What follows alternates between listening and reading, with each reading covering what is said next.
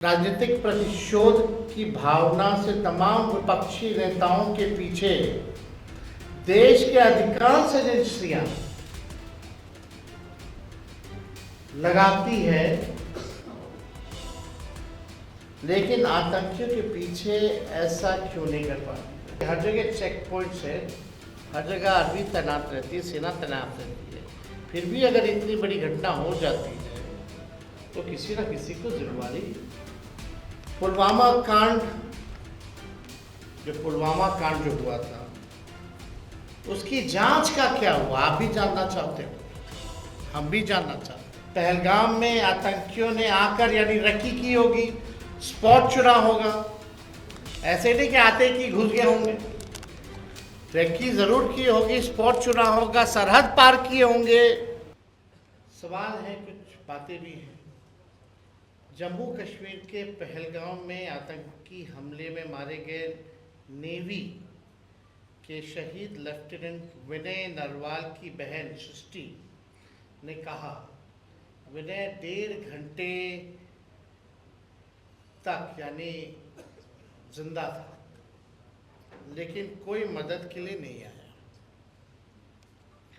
प्रश्न ये उठता है कि जब एक ही स्थान पर लगभग 2000 पर्यटक मौजूद थे तो उनकी सुरक्षा के इंतजाम क्यों नहीं किए गए? उनके लिए एक भी सुरक्षा कर्मी मौजूद क्यों नहीं था? और पहलगाम ऐसा जगह है, ऑलरेडी हाई सिक्योरिटी जोन में आता है, क्योंकि कई हजारों में पर्यटक वहाँ रहते हैं पहले से। ऐसी घटना होना, लेफ्टिनेंट हमारे 1.5 घंटे तक जिंदा रहे, तड़पते रहे कि सहयोग कुछ मिले, नहीं मिल पाया।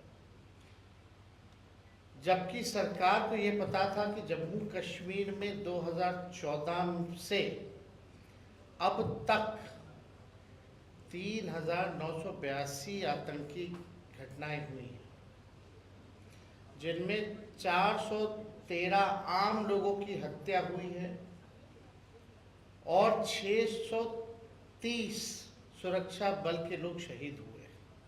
इस गंभीर लापरवाही की जिम्मेवारी कौन लेगा? केंद्र सरकार राजनीतिक प्रतिशोध की भावना से तमाम विपक्षी नेताओं के पीछे देश के अधिकांश एजेंसियां लगाती है, लेकिन आतंकियों के पीछे ऐसा क्यों नहीं कर पाती?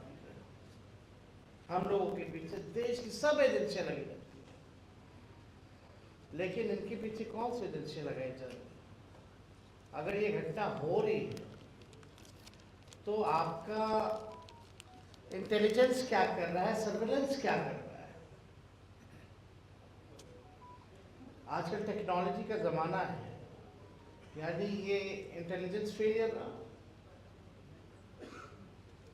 और वो हाई लेवल सिक्योरिटी जोन में ऐसी घटना, और वो जो सड़क है वो कच्चा सड़क है, कई घंटे लगता है ऊपर जाने में, हथियार लेकर के जाना।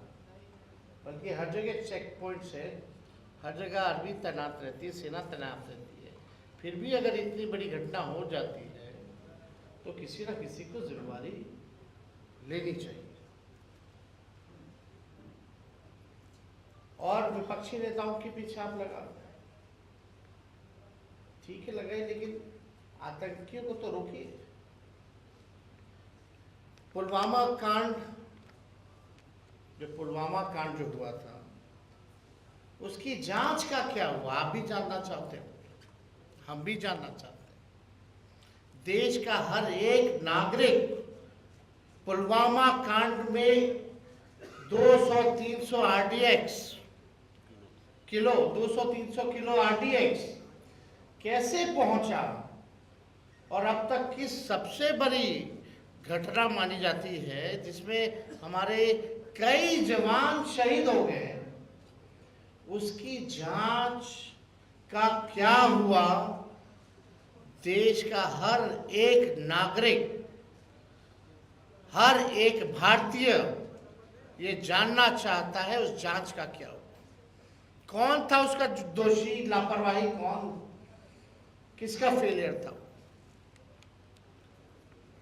आप जानते हैं जम्मू कश्मीर में आतंकियों द्वारा समय समय पर बिहार के अनेक श्रमिक भाइयों की हत्या की गई।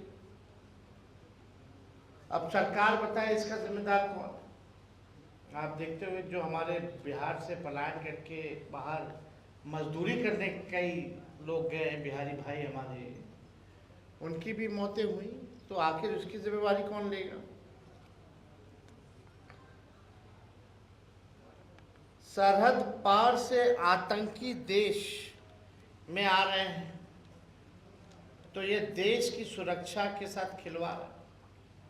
ये बहुत बड़ा सिक्योरिटी लैप्स है। पहलगाम में आतंकियों ने आकर यानी रकी की होगी, स्पॉट चुना होगा, ऐसे नहीं कि आते कि घुस गए होंगे, रेकी जरूर की होगी, स्पॉट चुना होगा, सरहद पार किए होंगे, तब जो है वारदात को इंजाम दिया। तो ये तो पूरा फेलियर आखिर ये किसका है, ये हम लोग जो है जानना चाहते हैं। वारदात की घटना को भी चुनने में प्लानिंग लगती है, तो ये कब से हो रहा था, क्या हो रहा था, ये सरकार को बताना चाहिए। लेकिन इस बीच हमारा इंटेलिजेंस सिस्टम क्या कर रहा था, इसकी जवाबदेही कौन करेगी? भारतीय जनता पार्टी, केंद्र सरकार और गोदी मीडिया के द्वारा आतंकी घटना को सांप्रदायिक रंग देना सरकार की नाकामी का प्रत्यक्ष प्रमाण है। बीजेपी की ऐसी पहल देश, संविधान, लोकतंत्र और मानवता के लिए घातक है। महागठबंधन इसकी निंदा करता है। क्या बिहार सरकार ने कश्मीर में पर्यटन के लिए गए अपने नागरिकों के मदद हेतु कोई हेल्पलाइन नंबर जारी किया है? क्या अपने किसी मंत्री की तैनाती वहां की है? बिहार के नागरिकों की सुरक्षित वापसी सुनिश्चित किया है? क्या बिहार सरकार प्रधानमंत्री की रैली में इतनी व्यस्त है कि उसे अपने नागरिकों की सूद लेने का भी समय नहीं है? तो ये जो सवाल जो है, ये हम जानना चाहते हैं बिहार के अचेत मुख्यमंत्री जी से। उनके because he tired and retired अधिकारी जो है बिहार चला, उनके रिटायर्ड अधिकारी और जो जदयू में जो है जिनकी मानसिकता भाजपा में है, दिल और दिमाग, वैसे जदयू के टॉप लीडरशिप से भी जानना चाहते हैं कि आपने जो भी बिहारी पर्यटक कभी कश्मीर में हैं, उनकी सुरक्षित वापसी के लिए आपने क्या प्रावधान किया, नागरिकों के लिए क्या किया? कोई हेल्पलाइन नंबर आपने दिया है? किसी मंत्री या रेसिडेंशियल कमिश्नर जो दिल्ली में रहते हैं उसकी ड्यूटी आपने लगाई है? क्या बिहार निवास को भी वहाँ कोऑर्डिनेशन में लगाया गया है? क्या पहल की?